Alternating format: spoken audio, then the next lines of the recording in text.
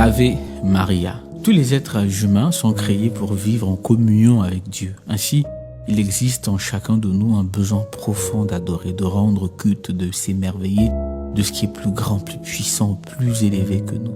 C'est ce qui nous pousse à admirer nos aînés, nos parents, les stars de cinéma, de foot. Et à combien plus forte raison, tout ce qui a trait au divin. Ce besoin, s'il est insatisfait, peut même nous conduire à inventer notre propre manière de rendre un culte à ce qui, à nos yeux, est digne d'adoration. Beaucoup connaissent l'histoire du veau d'or, mais très peu savent que cette idole a été faite pour rendre un culte à Dieu. Moïse s'étant absenté, il nous est relaté ceci dans la Bible, dans Exode 32, versets 5 à 6. « Demain, il y aura fête en honneur de l'Éternel. » Le lendemain, de bon matin, le peuple se mit à offrir des holocaustes et des sacrifices de paix. Ensuite, il s'assit pour manger et boire. Il se leva pour se divertir. Comme on peut le voir dans ce texte, Israël pensait sincèrement rendre un culte à Dieu. On a vu l'expression « en l'honneur de l'Éternel », ainsi que validée et décrétée par un de ses leaders, Aaron. Seulement, quel a été le point de vue de l'Éternel? On peut le lire dans Exode 32, le verset 7 à 8, il est dit « L'Éternel dit à Moïse, va, descends, car ton peuple que tu as fait sortir du pays d'Égypte s'est corrompu. Ils se sont promptement écartés de la voie que je leur avais prescrite. Ils se sont fait un veau en fonte. Ils se sont prosternés devant lui. Ils lui ont offert des sacrifices. Et ils ont dit, Israël, voici ton Dieu qui t'a fait sortir d'Égypte. » En effet, sincérité n'est pas vérité. On peut être tout à fait sincère dans le culte que l'on rend à Dieu sans que celui-ci ne lui soit agréable, car non conforme à la vérité, c'est-à-dire à la Bible. Qu'en est-il aujourd'hui particulièrement? Tout d'abord, personne ne peut adorer Dieu s'il ne se révèle lui-même pour combler le besoin d'adoration qu'il a créé en nous.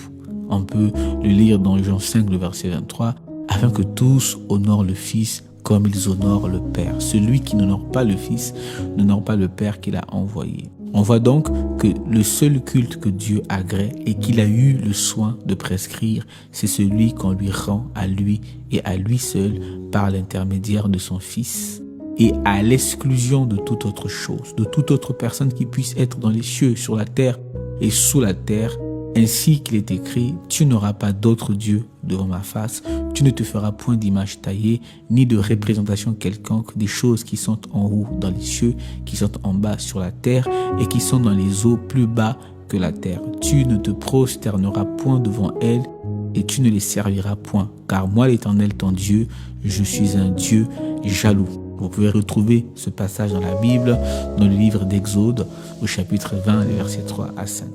Qu'en est-il, par exemple, de l'hyperdulie, culte rendu à Marie selon la théologie catholique, et des nombreux autres cultes rendus aux saints, les dulis, sans compter les diverses images pieuses devant lesquelles les fidèles se prosternent, pensant adresser des prières à Dieu. Ne pensez-vous pas qu'au regard de la Bible, Dieu puisse aujourd'hui considérer ceux qui pratiquent un tel culte comme étant écartés de la voie qu'il avait prescrite, exactement comme les Israélites?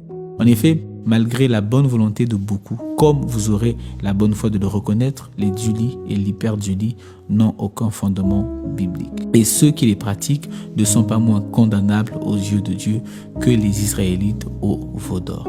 Et le fait qu'une autorité religieuse les valide n'y change rien, tout comme Aaron à son époque, car l'autorité finale, c'est la parole de Dieu, laquelle, en l'occurrence, nous met en garde contre les conséquences d'un culte non conforme à la parole de Dieu. Il nous est dit, dans 1 Corinthiens, le chapitre 10, le verset 7, « Ne devenez point idolâtres, comme quelques-uns d'eux, selon qu'il est écrit, le peuple s'assit pour manger, pour boire, puis ils se lèvèrent pour se divertir. » De même encore, tout comme avec les enfants d'Israël, Dieu veut non seulement nous sortir d'Égypte, mais aussi nous délivrer de toute fausse adoration en nous donnant un cœur nouveau, purifié par le sang de son Fils Jésus-Christ, capable de lui rendre un culte en esprit et en vérité. Et toi, veux-tu rendre un vrai culte à Dieu?